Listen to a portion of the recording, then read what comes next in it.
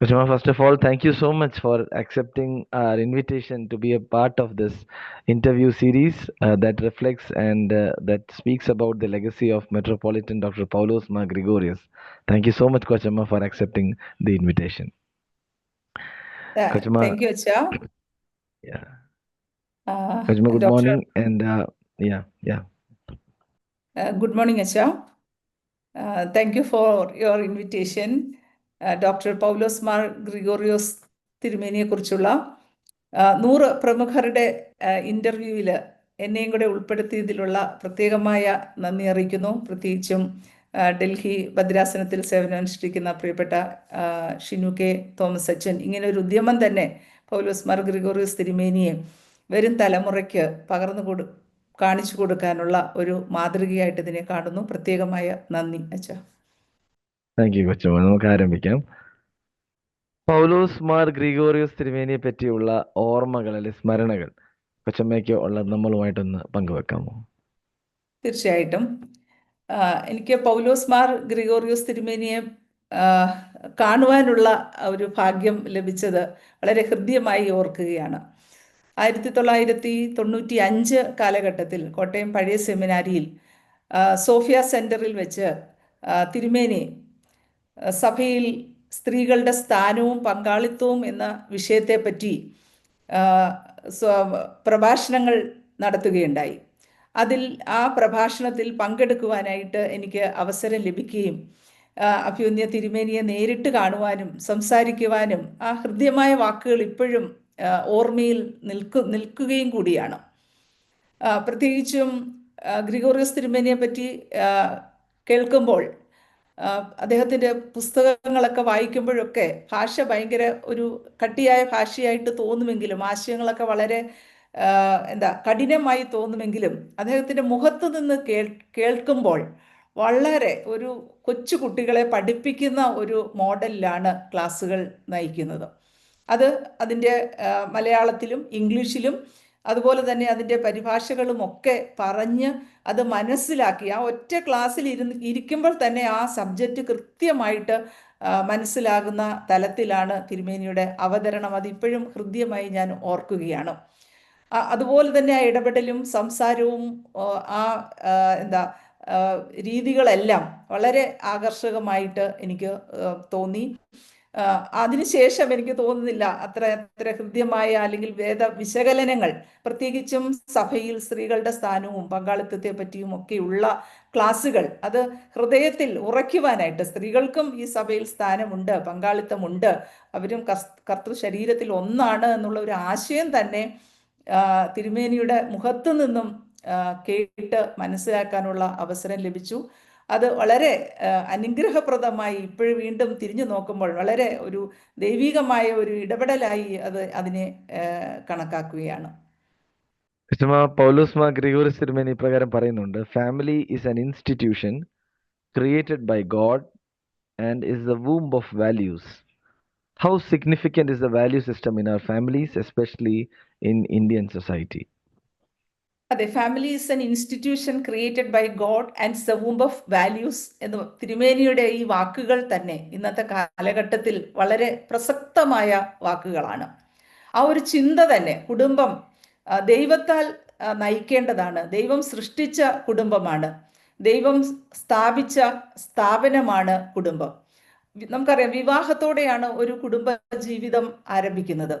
ആ വിവാഹ ബന്ധത്തിൽ ഭാര്യയും ഭർത്താവും അടങ്ങുന്ന കുടുംബ ബന്ധത്തിൽ പിന്നെ കുട്ടികൾ ഉണ്ടാകുന്നു. അങ്ങനെ ആ കുടുംബം എക്സ്റ്റൻഡഡ് ആയിട്ട് സമൂഹത്തിൽ നിലനിൽക്കുകയാണ്. അപ്പൊ ഈ കുടുംബം സമൂഹത്തിൽ എങ്ങനെയാണ്, സമൂഹത്തിന്റെ ഒരു ചെറിയ പതിപ്പാണ് കുടുംബം എന്ന് പറയുന്നത്. അവിടെ മൂല്യങ്ങൾ ഇളം തലമുറയ്ക്ക് അല്ലെങ്കിൽ കുഞ്ഞുങ്ങൾക്ക് പരിപോഷിപ്പിച്ചു കൊടുത്തില്ലെങ്കിൽ, അല്ലെങ്കിൽ മൂല്യങ്ങൾ നഷ്ടപ്പെട്ടു പോയാൽ ഈ കുടുംബം തന്നെ നഷ്ടപ്പെട്ടു പോകുന്ന അവസ്ഥയാണ് ഉള്ളത്. അതുകൊണ്ട് സമൂഹത്തിൽ, ഇന്നത്തെ സമൂഹം പ്രത്യേകിച്ചും ഇന്ത്യൻ സൊസൈറ്റിയിൽ കുടുംബ ബന്ധങ്ങൾക്ക് വളരെയധികം പ്രാധാന്യം നൽകിയിരുന്ന ഒരു സമൂഹമായിരുന്നു. കുടുംബ ബന്ധങ്ങളെ ചേർത്ത് പിടിച്ചിരുന്ന ഒരു കാലഘട്ടമായിരുന്നു ഇന്ത്യൻ സൊസൈറ്റിക്ക് ഉണ്ടായിരുന്നത്. പക്ഷെ ഇന്നത്തെ സമൂഹം നമ്മൾ നോക്കുകയാണെങ്കിൽ കുടുംബ ബന്ധങ്ങൾ തകരുന്ന കാഴ്ചയാണ് നമുക്ക് കാണാൻ കഴിയുന്നത്. അത് ആഗോളവൽക്കരണത്തിൻ്റെ കാലഘട്ടമായാലും അതുപോലെ തന്നെ പുത്തൻ സാങ്കേതിക ക്രമങ്ങളുടെ ഇടപെടലുകൾ, സാങ്കേതിക വിദ്യകളുടെ കടന്നുകയറ്റം, മയക്കുമരുന്നുകളുടെ ഉപഭോഗം, അങ്ങനെ കുടുംബ ബന്ധങ്ങൾ ഒരു ഡിജിറ്റൽ യുഗത്തിൽ എന്ന് നാം അഭിമാനിക്കുമ്പോൾ കുടുംബ ബന്ധങ്ങൾ, പരസ്പരമുള്ള ബന്ധങ്ങൾ തകരുന്ന അനുഭവമാണ് നമുക്ക് കാണാൻ സാധിക്കുന്നത്. അവിടെയാണ് പൗലോസ് മാർ ഗ്രിഗോറിയോസ് തിരുമേനിയുടെ വാക്കുകൾ, പഠിപ്പിക്കലുകൾ, ദൈവം സ്ഥാപിച്ച അതാണ് കുടുംബം. കുടുംബം എന്ന് പറയുന്നത് ദൈവത്താൽ സ്ഥാപിക്കപ്പെട്ടതാണ്. ആ കുടുംബത്തിൽ ക്രിസ്തീയ മൂല്യങ്ങൾ പകർന്നു കൊടുക്കുവാനുള്ള ഉത്തരവാദിത്തം മാതാപിതാക്കൾക്കുണ്ട്. ആ ഉത്തരവാദിത്തം നാം ഏറ്റെടുക്കണം. അവിടെയാണ് മൂല്യങ്ങൾ പകർന്നു കൊടുക്കാൻ, സ്നേഹത്തിന്റെ മൂല്യങ്ങൾ, കരുതലിന്റെ മൂല്യങ്ങൾ, ഷെയറിങ്ങിന്റെ മൂല്യങ്ങൾ, ഇവയൊക്കെ ഇളം തലമുറയ്ക്ക് പകർന്നു കൊടുക്കാൻ നമ്മുടെ കുടുംബങ്ങൾക്ക് കഴിയണം എന്നുള്ളതാണ്. അങ്ങനെ അത്തരത്തിൽ കുടുംബ ബന്ധങ്ങളെ ഊഷ്മളതമുള്ളതാക്കി മാറ്റുമ്പോഴാണ് കുടുംബം ഭൂമിയിലെ പർദീസ എന്ന് പറയാനായിട്ട് സാധിക്കുന്നത്. അപ്പം കുടുംബ ബന്ധങ്ങളിൽ ദൈവികമായ മൂല്യങ്ങൾ ഉൾപ്പെട്ടുകൊണ്ട് സ്നേഹത്തിലും സൗഹൃദത്തിലും ഷെയറിങ്ങിലും ഐക്യത്തിലുമൊക്കെ ഒരുമിച്ച് നിൽക്കാൻ കഴിയുമ്പോഴാണ് കുടുംബം അർത്ഥപൂർണമായി മാറുന്നത്. അതുപോലെ തന്നെ ഓരോ കുട്ടിയെ എടുത്തു നോക്കുകയാണെങ്കിൽ ഓരോ മനുഷ്യരും അവരുടെ ആദ്യത്തെ പാഠശാല എന്ന് പറയുന്നത് കുടുംബമാണ്. കുടുംബത്തിൽ നിന്നാണ് അവർ കൂടുതൽ പഠിക്കുന്നതും അഭ്യസിക്കുന്നതും എല്ലാം കുടുംബത്തിൽ നിന്നാണ് അവർക്ക് ലഭ്യമാകുന്നത്. അപ്പൊ ഈ കുടുംബങ്ങൾ ദൈവികമായ മൂല്യങ്ങൾ പകർന്നു കൊടുക്കുവാനുള്ള ഉത്തരവാദിത്തമുണ്ട്. ആ ദൈവികമായ മൂല്യങ്ങൾ പകർന്നു കൊടുക്കുമ്പോൾ ഒരു അമ്മയുടെ ഗർഭപാത്രത്തിൽ ഒരു കുഞ്ഞ് എങ്ങനെയാണോ സുരക്ഷിതരായി ഇരിക്കുന്നത്, അതേപോലെ കുടുംബ ബന്ധങ്ങളിൽ സ്നേഹവും ഐക്യവും ചേർത്തുപിടിക്കലും ഒക്കെ ഉണ്ടാകുമ്പോഴാണ് അവിടെ ഊഷ്മളതയുള്ള കുടുംബ ബന്ധങ്ങൾ വളർന്നു വരുന്നത്. ഇന്ന് ചെറിയ ചെറിയ കുടുംബ പ്രശ്നങ്ങൾ പോലും കോടതി വരാന്തകളിൽ എത്തുന്ന കാലഘട്ടമാണ്. ഒരു മിനിറ്റ് കൊണ്ട് അല്ലെങ്കിൽ 5 മിനിറ്റ് കൊണ്ട് പറഞ്ഞു തീർക്കാവുന്ന പ്രശ്നങ്ങളാണ് 5ഉം 6ഉം വർഷം കോടതികളിൽ കയറി ഇറങ്ങുന്ന ഒരു സാഹചര്യം ഇന്ന് നിലവിലുണ്ട്. അതുകൊണ്ട് കുടുംബ ബന്ധങ്ങളിൽ ദൈവികമായ മൂല്യങ്ങൾ, ക്രിസ്തുവിന്റെ മൂല്യങ്ങൾ, അത് സ്നേഹത്തിൻ്റെതാണ്, അത് ത്യാഗത്തിൻ്റെതാണ്, അത് ആർദ്ര കരുണയുടേതാണ്, അത് മറ്റുള്ളവരെ കരുതുന്നതാണ്. ഇത്തരത്തിലുള്ള ധാർമ്മികമായ മൂല്യങ്ങൾ കുടുംബ ബന്ധങ്ങളിൽ ഉണ്ടാകുമ്പോഴാണ് അത് ദൈവം സ്ഥാപിച്ച കുടുംബമായി അറിയപ്പെടുന്നത്. അതുകൊണ്ട് family is created by God and nourished by Christian values. ആ ഒരു ജീവിത രീതിയിൽ ദൈവികമായ മൂല്യങ്ങൾ പകർന്നുകൊണ്ട് കുടുംബ ബന്ധങ്ങളിൽ മുന്നേറുമ്പോഴാണ് ദൈവികമായ കുടുംബ ബന്ധം അത് സമൂഹത്തിൽ നന്മയിലേക്ക് വളരുവാനായിട്ട് സാധിക്കും. അപ്പോൾ സമൂഹത്തിന്റെ അല്ലെങ്കിൽ രാഷ്ട്രത്തിന്റെ ഒരു ചെറിയ പതിപ്പാണ് കുടുംബങ്ങൾ എന്ന് പറയുന്നത്. ആ കുടുംബ ബന്ധങ്ങൾ ഊഷ്മളതയുള്ളതായി മാറുമ്പോൾ സഭയും സമൂഹവും ഒക്കെ നന്മയുള്ളതായി മാറും.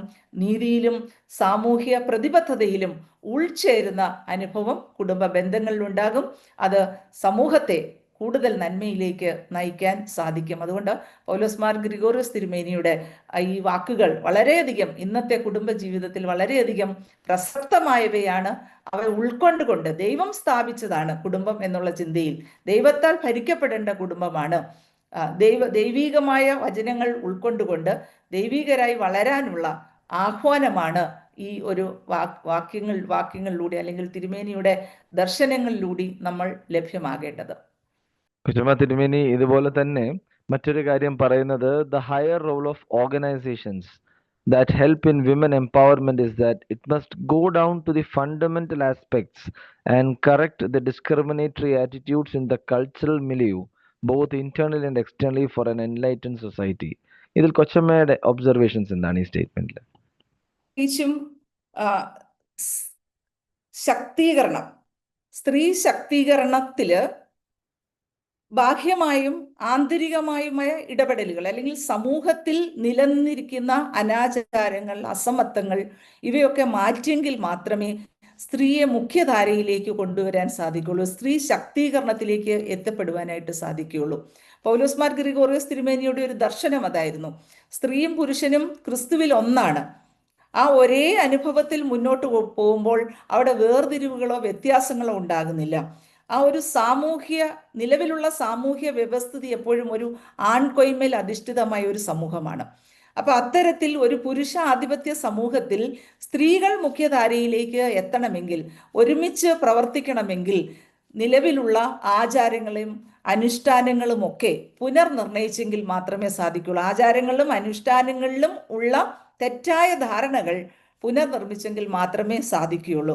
അതുകൊണ്ട് ആദ്യകാലം മുതൽക്ക് തന്നെ സഭയിൽ സ്ത്രീകൾക്ക് മുഖ്യ സ്ഥാനമുണ്ടായിരുന്നു. സ്ത്രീകൾ ഇടവകകളിലും ഒക്കെ നന്നായി പ്രവർത്തിച്ചിരുന്നു. ഒരു പാർട്ടിസിപ്പേഷൻ ലെവൽ എടുക്കുമ്പോൾ അല്ലെ ആ സ്ത്രീകളുടെ സ്ഥാനം മുഖ്യമാണെന്ന് പറയാം. ആരാധനയിലും മറ്റ് സാമൂഹ്യ ജീവിതത്തിലും എല്ലാം തന്നെ സഭയിലും കുടുംബത്തിലും ഒക്കെ സ്ത്രീകൾ വളരെയധികം അധ്വാനിക്കുകയും വളരെയധികം പ്രയത്നിക്കുകയും ചെയ്യുന്നുണ്ടെങ്കിലും അവരുടെ ജീവിതം എടുത്തു നോക്കുമ്പോൾ അല്ലെങ്കിൽ സാമ്പത്തികമായോ മറ്റ് സാമൂഹ്യമായോ ഒക്കെ എടുക്കുമ്പോൾ സ്ത്രീയുടെ നില വളരെയധികം താഴ്ന്നതായിട്ടാണ് നമുക്ക് മനസ്സിലാക്കാൻ സാധിക്കുന്നത്. അവിടെ ഒരു ഒരുമിച്ചുള്ളത് ഒരു ഇക്വാളിറ്റിയിൽ എത്തണമെങ്കിൽ പൗലോസ് മാർ ഗ്രിഗോറിയോസ് തിരുമേനി പറയുന്നത് ആ ആഴത്തിലേക്ക് ഇറങ്ങിച്ചെന്ന് നമ്മുടെ ഉള്ളിലുള്ള ചിന്തകളെയും അതേപോലെ തന്നെ സ്ത്രീയെ കീഴ്പ്പെടുത്തുന്നതായ വ്യവസ്ഥിതികളുണ്ട്, ധാരാളം വ്യവസ്ഥിതികളുണ്ട്, ആചാരങ്ങളുണ്ട്. അത്തരത്തിലുള്ള ആചാരങ്ങളും വ്യവസ്ഥിതികളും ഒക്കെ ബോധപൂർവം ഇടപെട്ടെങ്കിൽ മാത്രമേ സ്ത്രീയെ മുഖ്യധാരയിലേക്ക് കൊണ്ടുവരാനായിട്ട് സാധിക്കുകയുള്ളൂ. അതുകൊണ്ട് സ്ത്രീയെ കീഴ്പ്പെടുത്തുന്നതായ സ്ത്രീയെ അടിച്ചമർത്തുന്നതായ പ്രവണതകൾക്കെതിരെ ശക്തമായ നിലപാടുകൾ സ്വീകരിച്ചുകൊണ്ട് മുന്നോട്ട് വന്നെങ്കിൽ മാത്രമേ സ്ത്രീ നേതൃത്വത്തിലേക്ക് എത്തിച്ചേരുവാനായിട്ട് സാധിക്കുകയുള്ളൂ. അതുകൊണ്ട് തുല്യ പങ്കാളിത്തം, സ്ത്രീയും പുരുഷനും ക്രിസ്തുവിൻ്റെ ശരീരത്തിൽ ഒന്നാണ്. ദൈവത്തിൻ്റെ സാദൃശ്യത്തിലും സ്വരൂപത്തിലുമാണ് സ്ത്രീയെയും പുരുഷനെയും സൃഷ്ടിച്ചിരിക്കുന്നത്. ആ സാദൃശ്യത്തിലും സ്വരൂപത്തിലും വേർകൃത്യങ്ങളില്ലാതെ തുല്യ അവസരങ്ങൾക്ക് സ്ത്രീക്കും പുരുഷനും അതുപോലെ തന്നെ തുല്യ പ്രാധാന്യം നൽകി സഭയിലും സമൂഹത്തിലും മുഖ്യധാരയിലേക്ക് അവരെ എത്തിച്ചേരാൻ വിവിധ തരത്തിലുള്ള ശാക്തീകരണ പ്രവർത്തനങ്ങൾ അനിവാര്യമാണ്. അപ്പോൾ സ്ത്രീകൾ തന്നെ അത് സ്വയം ഉള്ളിൽ നിന്ന് വരണം. ആ ഉണ്മയിൽ നിന്നുള്ള ഒരു ശാക്തീകരണമാണ്. നമ്മളെ ലഭിച്ചിട്ടുള്ള കഴിവുകൾ, നാം നേടിയെടുത്തിട്ടുള്ള അറിവുകൾ, ദൈവികമായി നമുക്ക് ലഭ്യമായിട്ടുള്ള നമ്മുടെ താലന്തുകൾ, ഇവയൊക്കെ ചേർത്ത് പിടിച്ച് സമൂഹത്തിൽ നന്മയ്ക്ക് ഉതകത്തക്ക രീതിയിലുള്ള പ്രവർത്തനങ്ങളിലൂടെ മുന്നോട്ട് വരണം എന്നുണ്ടെങ്കിൽ സ്ത്രീകൾ തന്നെ സ്വയം ചിന്തിച്ചെങ്കിൽ മാത്രമേ ആ മുന്നോട്ട് വരവ് സാധ്യമാകുകയുള്ളൂ.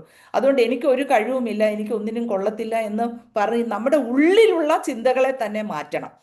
എനിക്ക് പറ്റും, എന്നെ കൊണ്ട് കഴിയും, എനിക്ക് ചെയ്യാൻ സാധിക്കും എന്നുള്ള ആ ഒരു ചിന്തയിലേക്ക് മുന്നോട്ട് വരുമ്പോൾ ബാഹ്യമായ ഇടപെടലുകളെയൊക്കെ നമുക്ക് ചെറുത്ത് നിൽക്കാനായിട്ട് സാധിക്കും. അതുകൊണ്ട് ഈ ശാക്തീകരണം എന്ന് പറയുന്നത് എല്ലാം വിദ്യാഭ്യാസം നൽകിയാൽ ശാക്തീകരണമാകുന്നില്ല, അല്ലെങ്കിൽ തൊഴിൽ നൽകിയാൽ ശാക്തീകരണമാകുന്നില്ല. ഇന്നത്തെ ജീർണിച്ച അവസ്ഥകളോട് പൊരുതി മുന്നോട്ട് വരാനുള്ള ശക്തി ആർജിക്കുകയാണ് യഥാർത്ഥമായ ശാക്തീകരണം. അത് എല്ലാ മേഖലകളിലും ഉണ്ടാകണം. അത് ബൗദ്ധികമായി ശക്തി ആർജിക്കണം, അത് സാമൂഹികമായി ശക്തി ആർജിക്കണം, അതുപോലെ തന്നെ സാംസ്കാരികമായും ശക്തി ആർജിക്കണം, രാഷ്ട്രീയപരമായ ശക്തി ആർജിക്കണം. അത്തരത്തിൽ അതോടൊപ്പം തന്നെ നമ്മുടെ ഉള്ളിൽ നിന്നുള്ള ഒരു സ്വയ അവബോധത്തിൽ നിന്നും ഒരു ശക്തി ആർജിച്ച് ആത്മീയമായ ശക്തി ആർജിക്കുമ്പോഴാണ് ശരിയായ ശാക്തീകരണത്തിലേക്ക് എത്തിച്ചേരുവാനായിട്ട് നമുക്ക് സാധിക്കുന്നത്. അതുകൊണ്ട് സ്ത്രീയും പുരുഷനും ഒരുമിച്ച് ഒരു എക്സാമ്പിൾ പറയാറുള്ളത്, ഒരു പക്ഷിക്ക് ഒരു ചിറക് കൊണ്ട് പറക്കാനായിട്ട് സാധിക്കില്ല. രണ്ട് ചിറകും ഒരുപോലെ പ്രവർത്തിക്കുമ്പോഴാണ് ഭംഗിയായി പറക്കാനായിട്ട് സാധിക്കുന്നത്. അതുകൊണ്ട് സമൂഹത്തെ നന്മയിലേക്ക് നയിക്കണമെങ്കിൽ സാമൂഹ്യ ക്രമങ്ങളിൽ സ്ത്രീയുടെ ശക്തി അടുക്കളയിൽ മാത്രം കളയാനുള്ളതല്ല, അത് സമൂഹത്തിൻ്റെ നന്മയ്ക്കായിട്ട് ഉപയോഗിക്കണമെങ്കിൽ ഇത്തരത്തിലുള്ള അടിച്ചമർത്തലുകൾ മാറ്റി സ്ത്രീയെ മുഖ്യധാരയിലേക്ക് കൊണ്ടുവരാം. അതിന് സ്ത്രീ സംഘടനകളും സ്ത്രീ സമാജ പ്രവർത്തകരുമൊക്കെ മുൻകൈ എടുത്തെങ്കിൽ മാത്രമേ സാധിക്കുകയുള്ളൂ. അതുകൊണ്ട് സമൂഹത്തിലുള്ള സ്ത്രീ വിരുദ്ധതകൾ മാറി സ്ത്രീയുടെ സ്വത്വത്തെ അംഗീകരിക്കുന്ന, അവരെ ഐഡന്റിറ്റിയെ അംഗീകരിക്കുന്ന തലത്തിലേക്ക് എത്തിച്ചേരാൻ കഴിയുമ്പോഴാണ് സ്ത്രീ ശാക്തീകരണത്തിലേക്ക് എത്തിച്ചേരാൻ സാധിക്കുന്നത്. അപ്പോൾ തുല്യമായിട്ട് സ്ത്രീയും പുരുഷനും വ്യത്യസ്തരല്ല, ഒരുപോലെ ഈക്വലായിട്ട് മുന്നോട്ട് പോകുമ്പോഴാണ് സമൂഹത്തിനും സഭയ്ക്കും രാഷ്ട്രത്തിനുമൊക്കെ നല്ല മൂല്യങ്ങൾ പകർന്നുകൊണ്ട് ഒരുപോലെ മുന്നേറാനായിട്ട് സാധിക്കുകയുള്ളൂ. ഇന്ത്യൻ ഭരണഘടന പോലും ഉറപ്പ് നൽകുന്ന അവകാശങ്ങളാണ് ഇക്വാളിറ്റി ബിഫോർ ലോയും ഈക്വൽ പ്രൊട്ടക്ഷൻ ഓഫ് ലോയും, അതുപോലെ തന്നെ no person shall be discriminated on the basis of caste, gender, article 15 പ്രത്യേകമായി പറയുന്നുണ്ട് ഇന്ത്യൻ കോൺസ്റ്റിറ്റ്യൂഷനിൽ. അതുപോലെ തന്നെ സഭാ ഭരണഘടനകളിലും സ്ത്രീക്ക് ഇപ്പോൾ ഇടവക തലത്തിലൊക്കെ പ്രാധാന്യം നൽകിയിട്ടുണ്ട്. ഇടവകയിൽ സ്ത്രീകൾക്ക് ഭരണസമിതിയിൽ എത്തിച്ചേരാനുള്ള അവസരം സഭയായി തന്നെ നമുക്ക് നൽകിയിട്ടുണ്ട്. പക്ഷേ ഈ അവസരങ്ങൾ ഇപ്പോഴും നമ്മുടെ സ്ത്രീകൾ ഉപയോഗിക്കുന്നില്ല എന്നുള്ളതാണ്. കാരണം അവരുടെ ഉള്ളിൽ അതാണ് തിരുമേനി എടുത്തു പറയുന്നത്, അവരുടെ ഉള്ളിലുള്ള ചിന്തകളാണ്. എനിക്ക് ഇതിന് അല്ലെങ്കിൽ പരമ്പരാഗതമായി തുടർന്നു കൊണ്ടുപോകുന്ന ഈ ഒരു ചിന്തകളെ മാറ്റിമറിക്കാനായിട്ട് കഴിയുന്നില്ല. അപ്പൊ അവയെ മാറ്റുമ്പോഴാണ് സ്ത്രീക്ക് മുഖ്യധാരയിൽ പ്രവർത്തിക്കാൻ കഴിയും. അത് ഇടവക തലത്തിലും അതിനപ്പുറത്തേക്ക് ഭദ്രാസന തലത്തിലും കേന്ദ്ര തലത്തിലുമൊക്കെ സ്ത്രീ നേതൃത്വം വളർന്നു വരാനുള്ള ഒരു ഉൾക്കാഴ്ചയാണ് പൗലോസ് മാർ ഗ്രിഗോറിയോസ് തിരുമേനി ഇതിലൂടെ നൽകുന്നത്.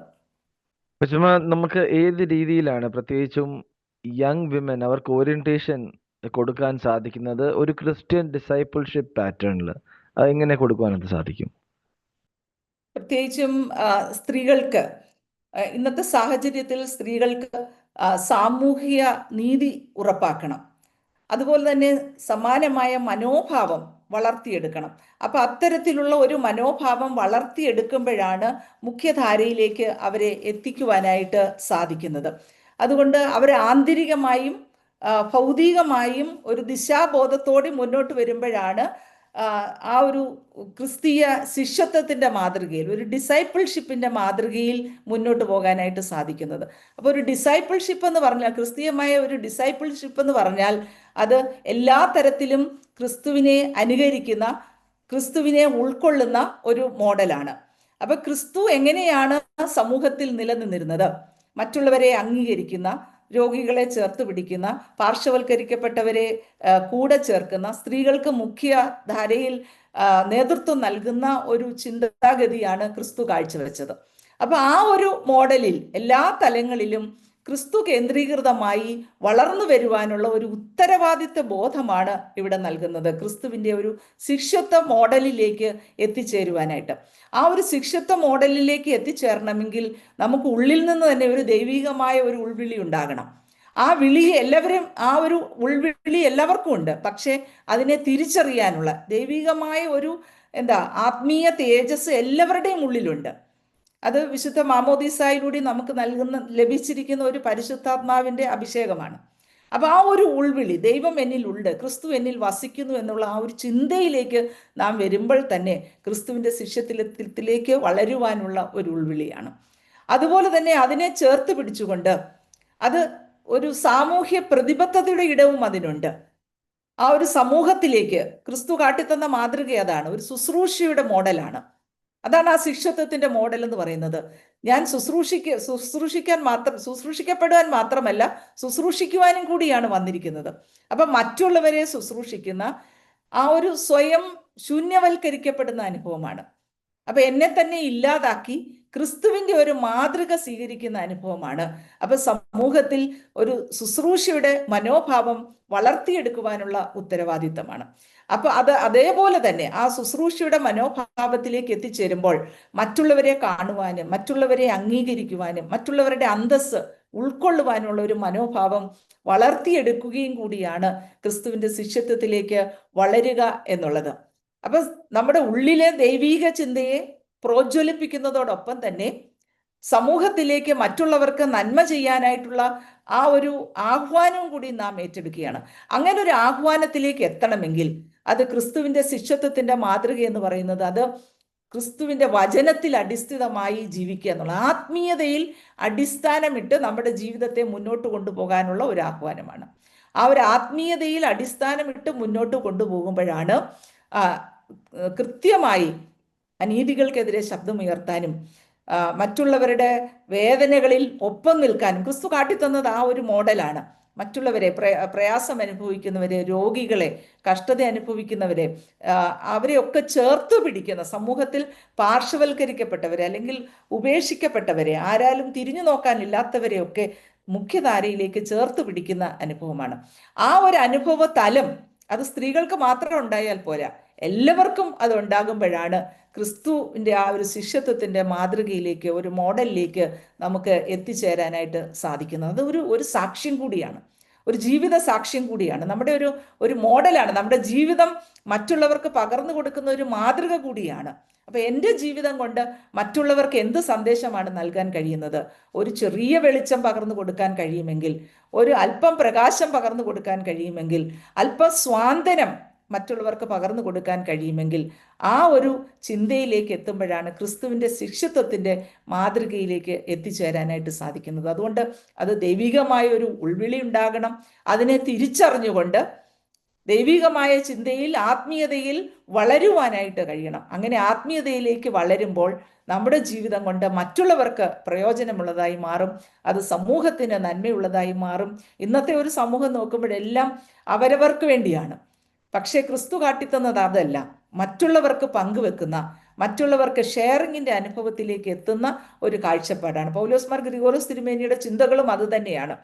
മറ്റുള്ളവർക്ക് കൂടി നന്മ നൽകുവാനുള്ള ഒരു ആഹ്വാനമാണ്, മറ്റുള്ളവരെ കൂടി ചേർത്ത് പിടിക്കാനുള്ള ഒരു ആഹ്വാനമാണ്. അതുകൊണ്ട് ക്രിസ്തീയ ശിഷ്യത്വത്തിൻ്റെ മാതൃകയിൽ യുവതികൾ മാത്രം പോരാ, യുവാക്കളും എല്ലാവരും വളർന്നു വരുമ്പോഴാണ് ആ ഒരു ദൈവീകമായ മൂല്യങ്ങൾ, ദൈവരാജ്യ മൂല്യങ്ങൾ നമുക്ക് സംരക്ഷിക്കുവാനും അത് മറ്റുള്ളവർക്ക് പകർന്നു കൊടുക്കുവാനും ആ ഒരു ക്രിസ്തീയമായ ജീവിത ദർശനം ഉൾക്കൊണ്ടുകൊണ്ട് മുന്നോട്ട് പോകാനും കഴിയുന്നത്. തിരുമേനി വളരെയധികം സംസാരിച്ചിരുന്നതും ഡിസ്കസ് ആയിരിക്കുന്ന ഒരു ടോപ്പിക് ആയിരുന്നുവല്ലോ, life and work of women in the church. കൊച്ചമ്മയും അതിനെപ്പറ്റി പുസ്തകങ്ങളും അതേപോലെ തന്നെ കുറെ ലേഖനങ്ങളും ഒക്കെയും ഇതുമായിട്ട് ബന്ധപ്പെട്ട് എഴുതിയിട്ടുണ്ട്. കൊച്ചമ്മയുടെ ആശയങ്ങൾ ഇതിനെപ്പറ്റി ഒന്ന് പറയാമോ? സഭയിൽ സ്ത്രീകളുടെ ജീവിതവും പ്രവർത്തനവും, പ്രത്യേകിച്ചും അതിനെക്കുറിച്ച് പറയുമ്പോൾ സഭയിൽ സ്ത്രീകളുടെ ജീവിതവും പ്രവർത്തനവും, സ്ത്രീകൾ നേരത്തെ ഞാൻ സൂചിപ്പിച്ചതുപോലെ തന്നെ നമ്മുടെ ആരാധനയിലും നമ്മുടെ എല്ലാ പ്രാർത്ഥനകളിലുമൊക്കെ മുഖ്യ പങ്കാളിത്തം എപ്പോഴും സ്ത്രീകൾക്ക് തന്നെയാണ്. പക്ഷേ ഒരു പാർട്ടിസിപ്പേഷൻ ലെവലിനപ്പുറത്തേക്ക്, ഒരു റെപ്രസെൻറ്റേഷൻ ലെവലിലേക്ക് എത്തുമ്പോൾ സ്ത്രീയുടെ പങ്കാളിത്തം വളരെ കുറവാണ്. നേതൃത്വ നിരകളിലേക്ക് സ്ത്രീകൾ വളർന്നു വരുവാനായിട്ട് ഇപ്പം കുറച്ചൊക്കെ സാധിക്കുന്നുണ്ടെങ്കിലും അതിൻ്റെ വളരെ ചുരുക്കം മാത്രമേ എത്തിച്ചേരുന്നുള്ളൂ. പല ഉദാഹരണങ്ങളും നമുക്ക് പറയാനായിട്ട് സാധിക്കും. നമ്മുടെ നേരത്തെ ഇടവകയിൽ പൊതുയോഗങ്ങളിലൊക്കെ സ്ത്രീക്ക് പങ്കാളിത്തം ലഭ്യമായി. പക്ഷെ ഇപ്പോഴും അത് അല്ലെങ്കിൽ അത് നമുക്ക് എന്താ ഒരു ഭരണ സമിതിയിൽ ഇരിക്കാൻ പോലും തയ്യാറാകാത്ത സ്ത്രീകളാണ് നമ്മുടെ സമൂഹത്തിലുള്ളത്. അപ്പം ധാരാളം, അതേപോലെ തന്നെ സ്ത്രീയുടെ, പ്രത്യേകിച്ചും പൗലോസ് മാർ ഗ്രിഗോറിയോസ് തിരുമേനിയുടെ വീക്ഷണത്തിൽ പറഞ്ഞാൽ നമ്മുടെ ചരിത്രം പരിശോധിക്കുമ്പോൾ 3 തലത്തിലുള്ള പ്രവർത്തനങ്ങളാണ് സ്ത്രീകൾ കാഴ്ചവെച്ചിരുന്നത്. ഒന്ന്, ബോധന ശുശ്രൂഷ. അപ്പം ക്രിസ്തീയ സഭയിൽ സ്ത്രീകളുടെ ബോധന അല്ലെങ്കിൽ അമ്മമാരുടെ ബോധന ശുശ്രൂഷ നഷ്ടപ്പെട്ടു പോയാൽ സഭ തന്നെ ഇല്ലാതായി തീരുമെന്നാണ് പൗലോസ് മാർ ഗ്രിഗോറിയോസ് തിരുമേനി പഠിപ്പിച്ചത്. കാരണം അത്രമാത്രം ശക്തമായിരുന്നു നമ്മുടെ കുടുംബങ്ങളിൽ കുട്ടികളെ അഭ്യസിപ്പിക്കുന്നതിലും ദൈവികമായ മൂല്യങ്ങൾ അവർക്ക് പകർന്നു കൊടുക്കുന്നതുമായ ആ ഒരു ബോധന ശുശ്രൂഷ നിർവഹിച്ചിരുന്നത് നമ്മുടെ അമ്മമാരാണ്. അതേപോലെ തന്നെ സേവന ശുശ്രൂഷ, രോഗികളായിരുന്നവരെ, കഷ്ടപ്പെടുന്നവരെ, പ്രയാസം അനുഭവിക്കുന്നവരെയൊക്കെ ഭവനത്തിലും പള്ളികളും ഒക്കെ കൊണ്ടുവന്ന് ശുശ്രൂഷിച്ചിരുന്നത് നമ്മുടെ അമ്മമാരാണ്. അപ്പൊ അത്രമാത്രം ഒരു സേവന ശുശ്രൂഷയിൽ അതിൻ്റെ ഭാഗമായിട്ടാണ് പള്ളിയോട് ചേർന്ന് പള്ളിക്കൂടങ്ങളും ആതുരാലയങ്ങളും ഒക്കെ ഉണ്ടായത്. അപ്പൊ ബോധന ശുശ്രൂഷയിൽ, സേവന ശുശ്രൂഷയിൽ, അതേപോലെ തന്നെ പ്രാർത്ഥന ശുശ്രൂഷയിൽ, കുടുംബാരാധനയായാലും ഇടവകയിലെ പ്രാർത്ഥനയിലായാലും വിശുദ്ധ കുർബാനയിലായാലും ഒക്കെ ആ ഒരു പ്രാർത്ഥന ശുശ്രൂഷയിൽ മുഖ്യമായും നേതൃത്വം നൽകിയിരുന്നത് സ്ത്രീകളായിരുന്നു. അപ്പം ഒരു സമൂഹത്തിൽ, ഒരു സഭയിൽ സ്ത്രീകളുടെ ഈ ശുശ്രൂഷ നഷ്ടപ്പെട്ടു പോയാൽ സഭ തന്നെ ഇല്ലാതായി തീരുന്ന അനുഭവമാണ്. അപ്പൊ സഭയിൽ സ്ത്രീകളുടെ ജീവിതവും പ്രവർത്തനവും അത്തരത്തിൽ മുന്നേറിക്കൊണ്ടിരുന്നു. ബോധന ശുശ്രൂഷയിൽ, പ്രാർത്ഥന ശുശ്രൂഷയിൽ, സേവന ശുശ്രൂഷയിൽ. അപ്പോൾ അതുകൊണ്ടാണ് നമ്മുടെ സഭകൾക്ക് ഇത്രമാത്രം ദൈവികമായ നിലനിൽപ്പ് തന്നെ ഉണ്ടായത്. പക്ഷെ ഇന്നത്തെ ഒരു സാഹചര്യത്തിൽ ഇന്ന് എല്ലാവർക്കും സമയമില്ലാത്ത ഒരു സാഹചര്യമാണ്. ശരിയായ ബോധനം നൽകുവാൻ പ്രത്യേകിച്ചും സഭയിലെ സ്ത്രീകൾക്ക് സാധിക്കുന്നില്ല എന്നുള്ളതാണ്. ശരിയായ പ്രാർത്ഥനാ ശുശ്രൂഷ നിർവഹിക്കാൻ ഒരു പരിധിവരെ ഇന്നത്തെ സാഹചര്യത്തിൽ സാധിക്കുന്നില്ല. അതുപോലെ തന്നെ സേവന ശുശ്രൂഷകളും സ്വയം ഏറ്റെടുക്കുവാനായിട്ട് സാധിക്കുന്നില്ല. അപ്പൊ വളരെ വ്യത്യസ്തമായ ഒരു സാഹചര്യത്തിലൂടെയാണ് ഇന്നത്തെ സമൂഹം മുന്നോട്ട് പോകുന്നത്. അപ്പൊ ഈ ഒരു വ്യത്യസ്തമായ സമൂഹത്തിൽ ഈ ഒരു ശുശ്രൂഷകൾ ഉൾക്കൊണ്ടുകൊണ്ട് മുന്നേറുമ്പോഴാണ് സഭയിലും സമൂഹത്തിലുമൊക്കെ നന്മയുള്ള സമൂഹം വളർത്തിയെടുക്കുവാനായിട്ട് സാധിക്കുന്നത്. അതുപോലെ തന്നെ സഭയിൽ ഇത്രമാത്രം നമ്മുടെ സ്ത്രീകൾ ഏറ്റവും അധികം എല്ലാ കാര്യങ്ങളിലും മുഖ്യധാരയിൽ എത്തുമ്പോൾ അവിടെ ഓർത്തിരിക്കേണ്ട ഒരു കാര്യമാണ് തീരുമാന നിർണയ സമിതികളിൽ, അധികാര കേന്ദ്രങ്ങളിൽ ഒക്കെ സ്ത്രീകളുടെ റെപ്രസെൻറ്റേഷൻ വളരെ കുറവാണ്. അപ്പൊ ഈ റെപ്രസെൻറ്റേഷൻ ഉണ്ടാകുവാനുള്ള പരിശ്രമങ്ങൾ ഉണ്ടാകുമ്പോഴാണ് ഒരുമിച്ച് ഉള്ള പ്രവർത്തനങ്ങളിലേക്ക് മുന്നോട്ട് വരാനായിട്ട് കഴിയുന്നത്. അപ്പൊ സഭയിൽ സ്ത്രീകളുടെ പ്രവർത്തനങ്ങൾ, അവരുടെ കാഴ്ചപ്പാടുകൾ, അവരെ സമൂഹത്തിന്റെ മുഖ്യധാരയിലേക്ക് കൊണ്ടുവരുവാനുള്ള ആ ഒരു ചിന്താ തലങ്ങൾ, സ്ത്രീയുടെ പങ്കാളിത്തവും നേതൃത്വവും വളർന്നു വരാനായിട്ട് സാധിക്കണം. അത് പൗലോസ് മാർ ഗ്രിഗോറിയോസ് തിരുമേനിയുടെ പ്രഭാഷണങ്ങളിൽ എല്ലാം തന്നെ, പ്രത്യേകിച്ചും അത് ക്രോഡീകരിച്ചൊരു ബുക്ക് തന്നെ ആക്കിയിട്ടുണ്ട്, സഭയും സ്ത്രീകളും എന്ന് പറയുന്ന ഒരു ബുക്ക് തന്നെ. അത് തിരുമേനിയുടെ പ്രഭാഷണങ്ങൾ മാത്രം ക്രോഡീകരിച്ചിട്ടുള്ളതാണ്. അതിൽ വളരെ വ്യക്തമായി തിരുമേനി സൂചിപ്പിച്ചിട്ടുണ്ട്, സഭയിൽ സ്ത്രീകളുടെ പങ്കാളിത്തവും നേതൃത്വവും വളർന്നു വരുന്നതനുസരിച്ച്, അല്ലെങ്കിൽ സാഹചര്യങ്ങൾ മാറുന്നതനുസരിച്ച് പല പദ്ധതികളും ആവിഷ്കരിക്കാനുള്ള ധാർമ്മികമായ ഉത്തരവാദിത്തം സഭകൾക്കുണ്ട്. അത് സഭകൾ അത് നിർവഹിക്കണം എന്നാണ് പൗലോസ് മാർ ഗ്രിഗോറിയോസ് തിരുമേനി ഓർമ്മിപ്പിക്കുന്നത്. അതുപോലെ തന്നെ സ്ത്രീയുടെ സ്ഥാനവും മഹത്വവും അംഗീകരിക്കുകയും സമൂഹത്തിലുള്ള സ്ത്രീ വിരുദ്ധതകളൊക്കെ മാറ്റി സ്ത്രീയെ ഉൾക്കൊള്ളുന്ന, മുഖ്യധാരയിൽ സ്ത്രീയെ ഉൾക്കൊള്ളുന്ന ഒരു വ്യവസ്ഥിതി സംജാതമാക്കുവാൻ കഴിയണം. അപ്പം മാറുന്നതനുസരിച്ച്, സാമൂഹ്യ ക്രമങ്ങൾ മാറുന്നതനുസരിച്ച് സ്ത്രീയുടെ പങ്കാളിത്തവും പ്രാതിനിധ്യവും ഉറപ്പാക്കാനുള്ള കർമ്മ പദ്ധതികൾ സഭയും സമൂഹവും ആവിഷ്കരിക്കണമെന്നാണ് ഗ്രിഗോറിയോസ് തിരുമേനി ഓർമ്മിപ്പിച്ചിട്ടുള്ളത്. അതുകൊണ്ട് നേതൃത്വത്തിലും അതേപോലെ തന്നെ എല്ലാ മേഖലകളിലും, അത് വിദ്യാഭ്യാസ രംഗത്തും എല്ലാ മേഖലകളിലും സ്ത്രീയെ മുഖ്യധാരയിലേക്ക് കൊണ്ടുവരുവാനുള്ള ബോധപൂർവമായ ശ്രമങ്ങൾ സഭയിൽ നിന്നുണ്ടാകണം, സമൂഹത്തിൽ നിന്നുണ്ടാകണം. അതിന് ഓരോരുത്തരും മുൻകൈ എടുത്തെങ്കിൽ മാത്രമേ സാധിക്കുകയുള്ളൂ. അതുകൊണ്ട് ഈ സഭയിൽ നിലനിന്നിരുന്ന ഈ ബോധന ശുശ്രൂഷയും സേവന ശുശ്രൂഷയും പ്രാർത്ഥനാ ശുശ്രൂഷയും പ്രത്യേകിച്ചും അവയൊക്കെ തുടർന്നു കൊണ്ടുപോകാനുള്ള ഉത്തരവാദിത്വം സ്ത്രീകളും ഏറ്റെടുക്കുമ്പോഴാണ്, അവിടെയാണ് സമത്വത്തിൽ അധിഷ്ഠിതമായ, സ്ത്രീയെ പാർശ്വവൽക്കരിക്കപ്പെടുകയല്ല, സ്ത്രീയെ തള്ളിക്കളയുന്ന മാതൃകയല്ല, ചേർത്ത് പിടിക്കുന്ന, ഒരുമിച്ച് മുന്നേറുന്ന അനുഭവ തലത്തിലേക്ക് എത്തിച്ചേരാൻ സാധിക്കുന്നത്. അതിന് സഭയിൽ സ്ത്രീകളുടെ നേതൃത്വവും പങ്കാളിത്ത ശേഷിയും വികസിപ്പിച്ചെങ്കിൽ മാത്രമേ സാധിക്കുകയുള്ളൂ. അതിന് ആവശ്യമായ ധാരാളം പ്രവർത്തനങ്ങൾ ഇന്ന് നടന്നു വരുന്നുണ്ട്. അത് കൂടുതൽ കൂടുതൽ തലങ്ങളിലേക്ക് എത്തിച്ചേരുവാൻ ഇടയാകണം എന്നാണ് ആഗ്രഹിക്കുന്നത്. ഉഷമാന്റെ last question: how well can men support women in restoring the moral consciousness of sharing the same human dignity in family, church and society? പിന്നെ പൗലോസ് മാർ ഗ്രിഗോറിയോസ് തിരുമേനി ഓർമ്മിപ്പിക്കുന്നത് പോലെ സ്ത്രീയും പുരുഷനും ദൈവ സാദൃശ്യത്തിലും സ്വരൂപത്തിലും സൃഷ്ടിച്ചതാണ്. അവരെ മാറ്റി നിർത്തുവാനായിട്ട് സാധിക്കുകയില്ല. കർത്തൃ ശരീരത്തിൽ സ്ത്രീക്കും പുരുഷനും തുല്യ സ്ഥാനമാണുള്ളത്. അതുകൊണ്ട് സമൂഹത്തിലെ സ്ത്രീ വിരുദ്ധതകൾ മാറി മാനുഷിക മൂല്യങ്ങൾ ഉൾക്കൊണ്ടുകൊണ്ട് മുന്നേറിയാൽ സ്ത്രീ പുരുഷ സമത്വത്തിലേക്ക് എത്തിച്ചേരാനായിട്ട് സാധിക്കും. അപ്പൊ സ്ത്രീ പുരുഷ സമത്വത്തിലേക്ക് എത്തിച്ചേരാൻ പുരുഷന്മാർക്ക് എന്ത് പങ്കാളിത്തം നൽകാൻ സാധിക്കും എന്നുള്ളതാണ്. അപ്പോൾ ആ ഒരു സമത്വത്തിലേക്ക് എത്തിച്ചേരണമെങ്കിൽ ആദ്യം തന്നെ നമ്മുടെ നിലവിലിരിക്കുന്ന അനീതികളെ മനസ്സിലാക്കി അവയെ മാറ്റുവാനുള്ള, അവയിൽ മാനുഷ്യ മൂല്യങ്ങൾ ഉൾക്കൊണ്ടുകൊണ്ട് സമത്വത്തിലേക്ക് വരാനുള്ള ഒരു ഉത്തരവാദിത്തം എല്ലാവരും ഏറ്റെടുക്കുക എന്നുള്ളതാണ്. സ്ത്രീകൾ മാത്രമല്ല, പുരുഷന്മാർ മാത്രമല്ല, എല്ലാവരും ഏറ്റെടുക്കാനുള്ള ഒരു ഉത്തരവാദിത്വ ബോധ്യം നമുക്കുണ്ടാകുമ്പോൾ ഈ വിരുദ്ധതകൾ മാറി ഒരു ഐക്യമുള്ള അല്ലെങ്കിൽ ഏകതയുള്ള ഒരു സമൂഹമായി വളരാനായിട്ട് നമുക്ക് സാധിക്കുക എന്നുള്ളതാണ്. അതുകൊണ്ട് ഒന്നാമതായി അത് 3 തലങ്ങളിലാണ്. ഒന്ന് കുടുംബത്തിൽ എങ്ങനെ സ്ത്രീയെ മുഖ്യധാരയിലേക്ക് കൊണ്ടുവരാനായിട്ട് മുഖ്യധാരയിലല്ല, ഒരുപോലെ ഈക്വലായിട്ട് കൊണ്ടുവരാനായിട്ട് സാധിക്കും. നമുക്കറിയാം ഇന്നത്തെ സമൂഹം എത്ര നമ്മൾ മോഡേൺ ആണെന്ന് പറഞ്ഞാലും ഒരു പുരുഷാധിപത്യ സമൂഹം തന്നെയാണ്. അപ്പൊ അവിടെ സ്ത്രീയാണ്, സ്ത്രീ വർക്ക് പ്ലേസിൽ ജോലി ചെയ്യണം, കുടുംബത്തിലും ജോലി ചെയ്യണം.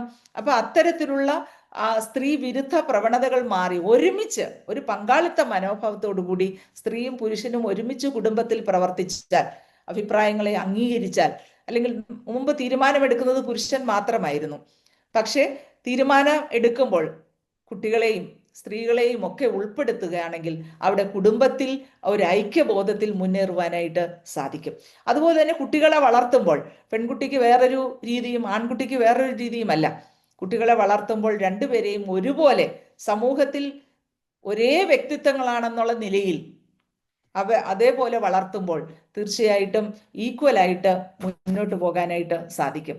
അപ്പൊ കുടുംബത്തിലാണ് ഞാൻ നേരത്തെ പറഞ്ഞ പോലെ ഈ സമൂഹത്തിന്റെ എന്ത് പ്രവർത്തനങ്ങളും അത് ആരംഭിക്കുന്നത് കുടുംബത്തിൽ നിന്നാണ്. അപ്പൊ നമ്മുടെ കുടുംബ ബന്ധങ്ങളിൽ ഭാര്യയ്ക്കും ഭർത്താവിനും തുല്യ പ്രാധാന്യം നൽകുമ്പോൾ ഒരുപോലെ കുടുംബത്തിന്റെ ഭാഗവാക്കായി മാറുമ്പോൾ ഉത്തരവാദിത്തങ്ങൾ ഷെയർ ചെയ്ത് ഒരുമിച്ച് പ്രവർത്തിക്കാൻ കഴിയുമ്പോഴാണ് അവിടെയാണ് ഈ വിഭാഗീയത മാറി ഒന്നിച്ചു നിൽക്കാനായിട്ട് കഴിയുന്നത്. ഇനി രണ്ടാമത് സഭയിലേക്ക് എത്തുമ്പോൾ, സഭയിൽ നേരത്തെ പറഞ്ഞതുപോലെ നമ്മുടെ സ്ത്രീ നേതൃത്വത്തിലേക്ക് എത്തുന്നത് വളരെ കുറവാണ്. അപ്പോൾ സ്ത്രീ നേതൃത്വത്തിലേക്ക് വളർന്നു വരാനുള്ള ബോധപൂർവമായ ശ്രമങ്ങൾ സഭയുടെ ഭാഗത്തു നിന്നുണ്ടാകണം. അതിന് പുരുഷന്മാരുടെ സഹായം ഉണ്ടെങ്കിൽ മാത്രമേ സാധിക്കുകയുള്ളൂ. അധികാര കേന്ദ്രങ്ങളിൽ സ്ത്രീകളെ കൂടി ഉൾപ്പെടുത്താനുള്ള മനോഭാവം പുരുഷന്മാർക്കും ഉണ്ടാകണം. അവിടെയാണ് ഒരുമിച്ച് നിൽക്കാനായിട്ട് സാധിക്കുന്നത്. അതുകൊണ്ട് വിവേചനപരമായ ചിന്താഗതികളും വിവേചനപരമായ തീരുമാനങ്ങളും മാറി ഒരു ഉൾക്കൊള്ളലിൻ്റെ ഒരു ഇൻക്ലൂസീവായ അപ്രോച്ച് സഭയിൽ എടുക്കുമ്പോൾ, സഭയുടെ തീരുമാനങ്ങളിൽ എടുക്കുമ്പോൾ, തീരുമാന നിർണയ സമിതികളിൽ സ്ത്രീകൾക്ക് പ്രാതിനിധ്യം നൽകുമ്പോൾ, അത് എല്ലാ മേഖലകളിലും ഇപ്പോൾ ഇടവക തലത്തിൽ അത് ലഭ്യമാണ്. അത് കേന്ദ്ര തലത്തിലും അതുപോലെ തന്നെ ഭദ്രാസന തലത്തിലുമൊക്കെ അത്തരത്തിലേക്കുള്ള ചിന്താഗതികൾ ഉൾക്കൊള്ളുമ്പോൾ അവിടെ തീർച്ചയായിട്ടും ഒരുമിച്ച് ഒരു ഇക്വാളിറ്റിയിൽ മുന്നോട്ട് പോകാനായിട്ട് സാധിക്കും എന്നുള്ളതാണ്. അതുപോലെ തന്നെ സമൂഹത്തിൽ ഇന്ന് ധാരാളം ജീർണതകൾ നിലവിലുണ്ട്. സ്ത്രീയെ കീഴ്പ്പെടുത്തുന്ന, സ്ത്രീയെ അല്ലെങ്കിൽ മാറ്റി നിർത്തുന്ന അനുഭവങ്ങൾ. അപ്പോൾ അത്തരം മാറ്റി നിർത്തുന്ന അനുഭവങ്ങളിൽ നിന്ന് മാറി ഒരുമിച്ച് എല്ലാ മേഖലകളിലും സഹയാത്രികരായി മുന്നോട്ട് പോകാനുള്ള ഒരു മനോഭാവം സമൂഹത്തിൽ വളർത്തിയെടുക്കാനായിട്ട് സാധിക്കണം.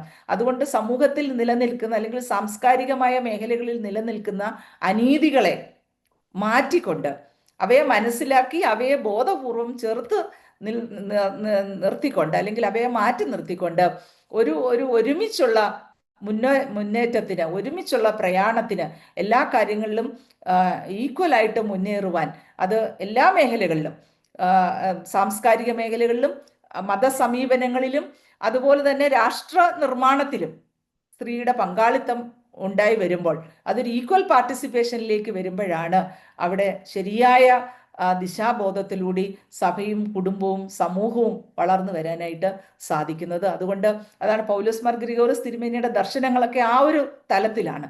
സ്ത്രീയെ മാറ്റി നിർത്തുന്നത് എങ്ങനെയാണ് എന്നാണ് തിരുമേനി ചോദിക്കുന്നത്. സ്ത്രീയെ മാറ്റി നിർത്താനുള്ളതല്ല, സ്ത്രീക്കും പുരുഷന് ലഭ്യമായിട്ടുള്ള എല്ലാ അവകാശങ്ങളും സ്ത്രീക്കും ലഭ്യമാണ്. അവർ രണ്ടുപേരും, സ്ത്രീയും പുരുഷനും കർത്തൃ ശരീരത്തിൽ ഒന്നാണ്, അവിടെ വേർകൃത്യങ്ങളില്ല. അപ്പൊ ആ വേർകൃത്യങ്ങളെ മാറ്റിക്കൊണ്ട് ഒരുമിച്ച് നിൽക്കാനുള്ള, അത് സഭയിലും സമൂഹത്തിലും അതുപോലെ തന്നെ കുടുംബത്തിലും ആ ഒരു ഏകതയുടെ മനോഭാവത്തിലേക്ക് സ്ത്രീയെ അംഗീകരിക്കുന്ന, സ്ത്രീയെ ചേർത്ത് പിടിക്കുന്ന, സ്ത്രീക്കും തീരുമാന സമിതികളിൽ അംഗീകാരം നൽകുന്ന ആ ഒരു നേതൃത്വം വളർന്നു വരാൻ, അത് ബോധപൂർവം കുടുംബത്തിൽ നിന്ന് തന്നെ അത് തുടങ്ങിയെങ്കിൽ മാത്രമേ സാധിക്കുകയുള്ളൂ. അങ്ങനെ എത്തുമ്പോഴാണ് സ്ത്രീക്കും പുരുഷനും തുല്യ പങ്കാളിത്തത്തിൽ നേരത്തെ പറഞ്ഞതുപോലെ ഒരു സഹയാത്രികരായി മുന്നോട്ട് പോകാനുള്ള അവസരം ലഭ്യമാകുന്നത്. കൊച്ചമ്മ, താങ്ക് യു സോ മച്ച്. കൊച്ചമ്മയുടെ ഉത്തരങ്ങൾ, തിരുമേനിയോടുള്ള ആഴത്തിലുള്ള റെസ്പെക്റ്റും അതുപോലെ തന്നെ ഈ ചോദ്യങ്ങളോട് വളരെയധികം കൊച്ചമ്മയുടെ ഒരു ജസ്റ്റിഫയബിൾ ആൻസേഴ്സ് ആയിരുന്നു എല്ലാം.